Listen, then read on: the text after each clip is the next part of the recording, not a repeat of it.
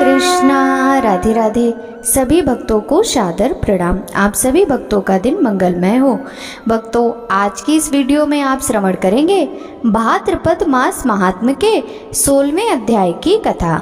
इस अध्याय के अंतर्गत आप श्रवण करेंगे भगवान पुरुषोत्तम की पूजा और दर्शन का फल, इंद्रघुम्न सरोवर के सेवन की विधि एवं महिमा का वर्णन तथा ज्येष्ठ की पूर्णिमा को दर्शन का महात्म, ज्येष्ठ पूर्णिमा को श्री कृष्ण, बलराम और सुभद्रा के स्नान का उत्सव तथा उनके दर्शन का महात्म, गुंडिचा यात्रा का महात्म तथा द्वादश यात्रा की प्रतिष्ठा विधि की कथा का रसपान करेंगे। तो चलिए भक्तों, वीडियो शुरू करते हैं।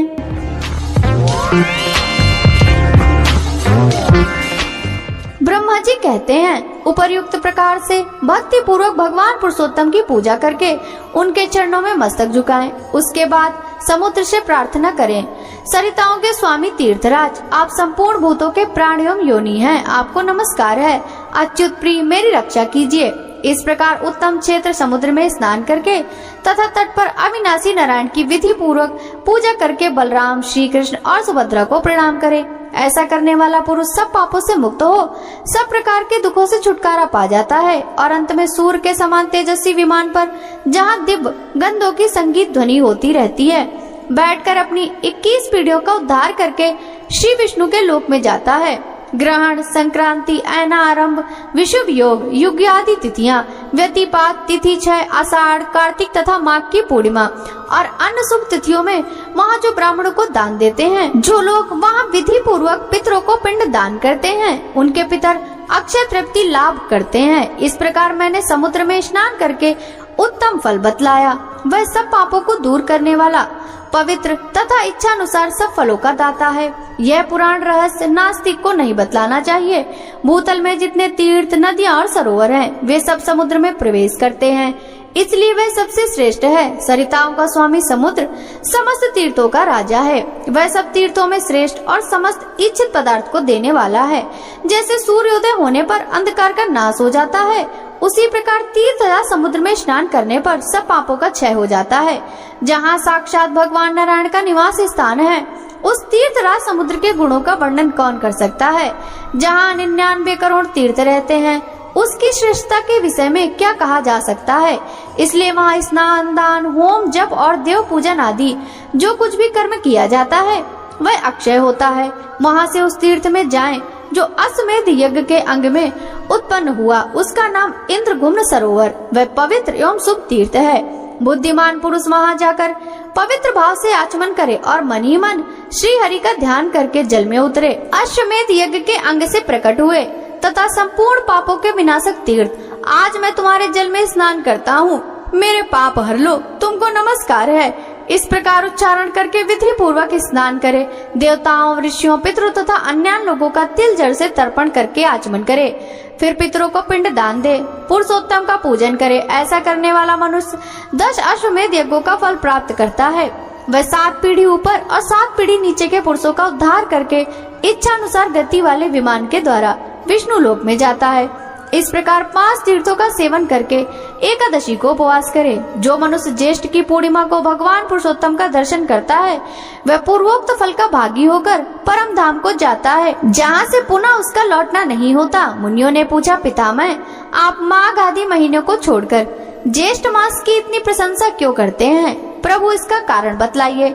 ब्रह्मा जी बोले, मुनिवरों सुनो, अन्य मासों की अपेक्षा जो ज्येष्ठ मास की बारंबार प्रशंसा करता हूँ, उसका कारण संक्षेप से बतलाता हूँ। पृथ्वी पर जो तीर्थ, नदियाँ, सरोवर, पुष्करणी, तड़ाग, वापी, कूप, हद और समुद्र हैं, वे सब ज्येष्ठ के शुक्ल पक्ष की 10वीं से लेकर पूर्णिमा तक 1 सप्ताह प्रत्यक्ष रूप से पुरुषोत्तम तीर्थ में जाकर रहते हैं। यह उनका सदा का नियम है। इसलिए वहाँ स्नान, दान, देव दर्शन आदि जो कुछ भी पुण्य कार्य उस समय किया जाता है, वह अक्षय होता है। द्विजवरों, ज्येष्ठ मास के शुक्ल पक्ष की 10वीं तिथि 10 पापा को हरती है, इसलिए उसे दशहरा कहा गया है। उस दिन जो लोग अपनी इंद्रियों को वश में रखते हुए श्री कृष्ण, बलराम और सुभद्रा का दर्शन करते हैं, वे सब पापों से मुक्त हो विष्णु लोक में जाते हैं।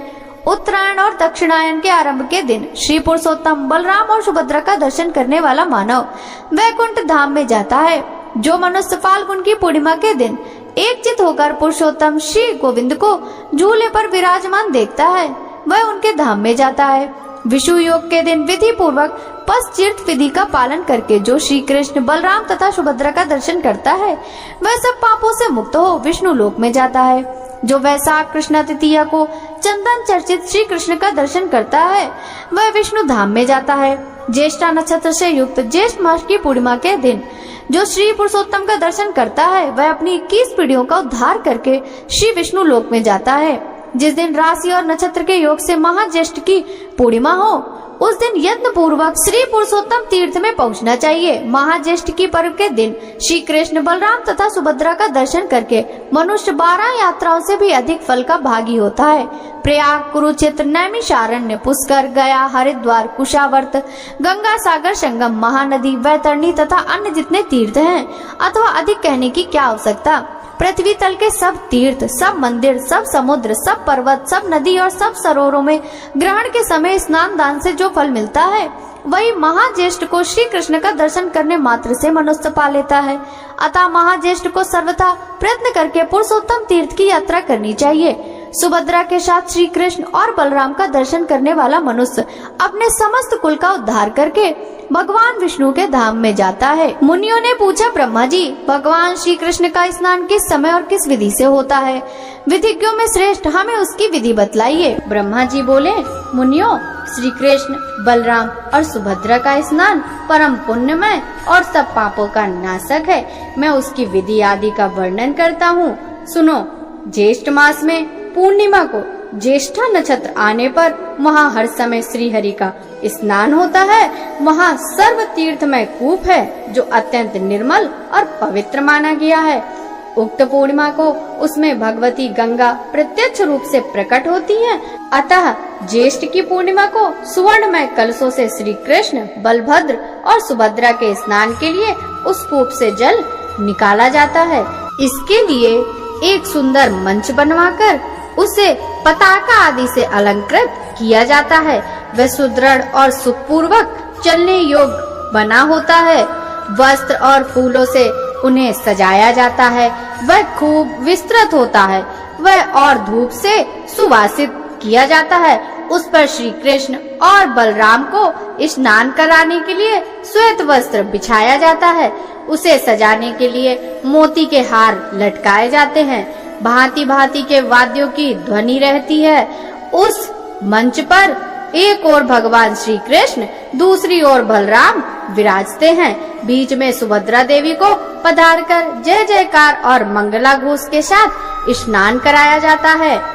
उस समय ब्राह्मण, क्षत्रिय, वैश्य, शूद्र, अन्य जाति के लाखों स्त्री पुरुष उन्हें घेरे रहते हैं।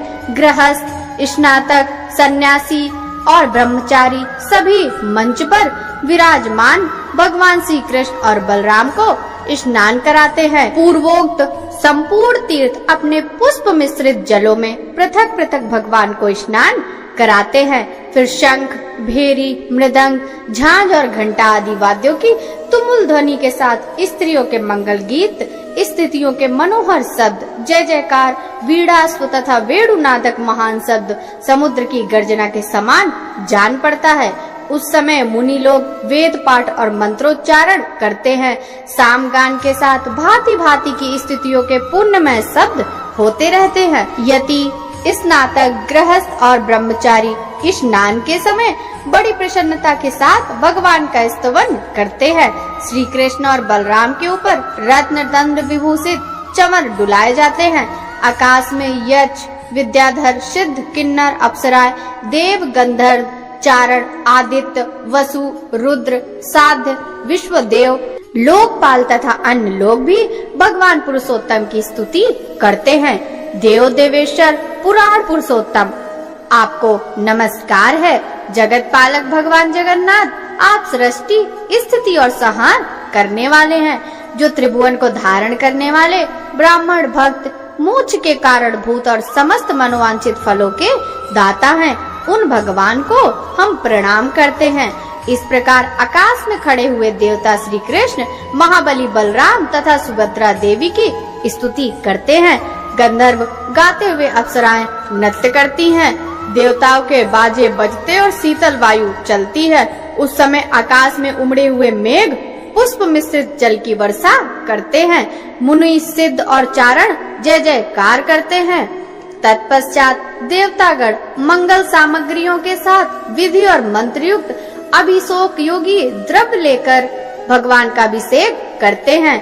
इंद्र, सूर्य, चंद्रमा, विधाता, वायु, अग्निपूषा, भग, यमरमा दोनों पत्नियों सहित विश्वस्वान मित्र वरुण, रुद्र, वसु, आदित्य, अश्विनी कुमार विश्वदेव, मरुदगण, शार्द, पितर, विद्याधर, पितामह, पुलत्स, पुलह, अंगीरा, कश्यप, अत्रि, मरीचि, भृगु, क्रतु, हर, अचेता, मनु, दक्ष, धर्म, काल, यम, मृत्यु, यमदूत तथा अन्य अनेकों देवता भगवान का अभिषेक करने के लिए इधर उधर से आते हैं और सुवर्णमय कलश में रखे हुए पुष्प मिश्रित आकाश गंगा के जल से श्री कृष्ण, सुभद्रा और बलराम जी को स्नान कराते हैं तथा प्रसन्नता पूर्वक इस प्रकार उनकी स्तुति करते हैं। संपूर्ण लोकों का पालन करने वाले जगन्नाथ आपकी जय हो, जय हो।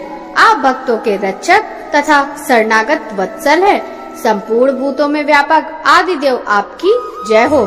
नानत्व के कारण भूत वासुदेव आप असुरों के संहारक, दिव्य मत्स्य रूप धारण करने वाले समस्त देवताओं में श्रेष्ठ तथा समुद्र में शयन करने वाले हैं।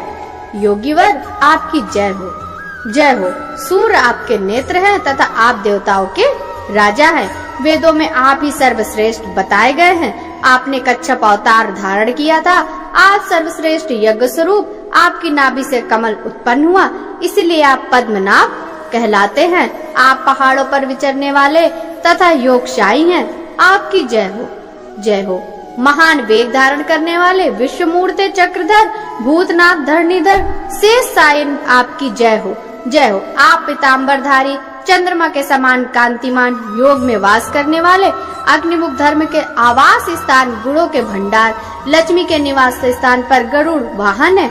आपकी जय हो, जय हो। आप आनंद निकेतन, धर्मध्वज, पृथ्वी के आश्रय स्थान और दुर्बोध चरित्र वाले हैं। योगी पुरुष ही आपको जान पाते हैं। आप यज्ञों में निवास करने वाले तथा वेदों के वेद्य हैं। शांति प्रदान करने वाले और योगियों के ध्येय हैं। आपकी जय हो, जय हो। आप ही सबका पालन पोषण करते हैं। ज्ञान आपका स्वरूप है। आप लक्ष्मी निधि हैं। भाव भक्ति से आपका ज्ञान होना संभव है। मुक्ति आपके हाथ में है। आपका शरीर निर्मल है। आप सतगुण के अधिष्ठान, समस्त गुणों से समृद्धशाली, यज्ञकर्ता, निर्गुण तथा मोक्ष प्रदान करने वाले हैं। भूमंडल को शरण देने वाले परमेश्वर आपकी जय हो, जय हो। आप दिव्य कांति से समस्त लोगों को शरण देने वाले, भगवती लक्ष्मी से संयुक्त, कमल के नेत्रों वाले, सृष्टि कारक योग युक्त, अलसी के फूल की भांति श्याम अंगों वाले, समुद्र के भीतर शयन करने वाले, लक्ष्मी रूपी कमल के भ्रमर तथा भक्तों के अधीन रहने वाले हैं। लोकांत आपकी जय हो, जय हो। आप परम शांत, परम सारभूत, चक्र धारण करने वाले, सर्पों के साथ रहने वाले, नील वस्त्रधारी, शांति कारक, मोक्षदायक तथा समस्त पापों को दूर करने वाले, आपकी जय, जय हो। बलराम जी के छोटे भाई जगदीश्वर श्री कृष्ण आपकी जय हो। पद्म पत्र के समान नेत्रों वाले, इच्छानुसार फल देने वाले प्रभु आपकी जय हो। चक्र और गदा धारण करने वाले नारायण, आपका वक्ष स्थल वनमाला से आच्छादित है। आपकी जय हो। लक्ष्मीकांत विष्णु आपको नमस्कार है। आपकी जय हो। इस प्रकार श्री कृष्ण, बलराम और सुभद्रा का स्तुति, दर्शन और वंदन करने के देवता लोग अपने अपने स्थान को चले जाते हैं। उस समय जो मनुष्य मंच पर विराजमान पुरुषोत्तम श्री कृष्ण, बलभद्र और सुभद्रा का दर्शन करते हैं, वे अविनाशी पद को प्राप्त हो। सहस्त्र गोदान, विधवत भूमिदान, अर्घ और आतिथ्य पूर्वक अन्नदान, विधवत वृषोत्सर्ग, ग्रीष्म काल में जल दान, चंद्रायण, व्रत के अनुष्ठान तथा शास्त्रोक्त विधि से 1 मास तक उपवास करने से जो फल होता है, वही मंच पर विराजमान श्री कृष्ण का दर्शन करने से मिल जाता है। अथवा अधिक कहने की क्या आवश्यकता है। संपूर्ण तीर्थों में व्रत और दान का जो फल बताया गया है, वह मंचस्थ श्री कृष्ण, सुभद्रा और बलराम का दर्शन करने मात्र से प्राप्त हो जाता है। अतः स्त्री हो या पुरुष, सबको उस समय पुरुषोत्तम का दर्शन करना चाहिए। इससे सब तीर्थों में स्नान आदि करने का फल मिलता है। भगवान के स्नान किए हुए शेष को जल अपने शरीर पर छिड़कना चाहिए। इससे पुत्र की इच्छा करने वाली स्त्रियों को पुत्र की प्राप्ति होती है। सुख चाहने वाली को सौभाग्य मिलता, रोगार्त नारी रोग से मुक्त हो जाते और धन की अभिलाषा रखने वाली स्त्री को धन मिलता है। अतः भगवान श्री कृष्ण के स्नानावेश जल को अपने अंगों पर छिड़कना चाहिए। वह संपूर्ण अभिलषित वस्तुओं को देने वाले जो स्नान के पश्चात दक्षिणाभिमुख जाते हुए भगवान श्री कृष्ण का दर्शन करते हैं, वे निश्चय ही ब्रह्म हत्या आदि पापों से मुक्त हो जाते हैं। शास्त्रों में पृथ्वी की 3 परिक्रमा करने का जो फल बताया गया है, वही दक्षिणाभिमुख यात्रा करते हुए श्री कृष्ण का दर्शन करने से प्राप्त होता है।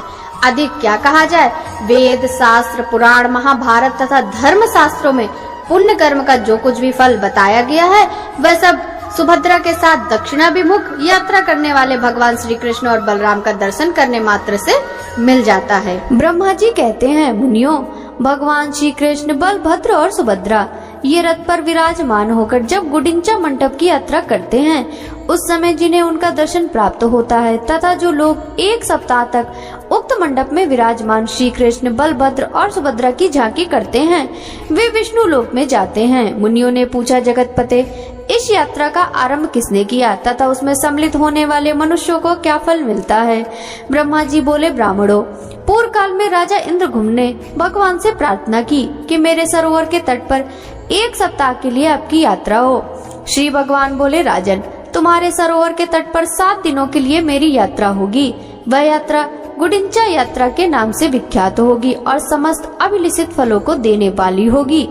जो लोग वहां मंडप में स्थित होने पर मेरी, बलराम जी की और सुभद्रा की एकाग्र चित्त से श्रद्धा पूर्वक पूजन करेंगे तथा जो ब्राह्मण, क्षत्रिय, वैश्य, स्त्री और शूद्र पुष्प, गंध, धूप, दीप, नैवेद्य, भांति भांति के उपहार, नमस्कार, परिक्रमा, जय जयकार, स्तोत्र, गीत तथा मनोहर वाद्यों के द्वारा आराधना करेंगे, उन्हें मेरी कृपा से कोई भी मनोरथ दुर्लभ नहीं रहेगा। यो कहकर भगवान वहीं अंतर ध्यान हो गए और वे महाराज इंद्रघुम्न कृतकृत्य हो गए। अतः सब प्रकार से प्रयत्न करके गुडिंचा मंडप में समस्त अभिलषित वस्तुओं को देने वाले भगवान पुरुषोत्तम का दर्शन करना चाहिए। महापुरुषोत्तम का दर्शन करके स्त्री या पुरुष जिन जिन भोगों को चाहें उन्हें प्राप्त कर सकते हैं। मुनियों ने पूछा, भगवान, गुडिंचा की एक एक यात्रा का पृथक पृथक क्या फल है?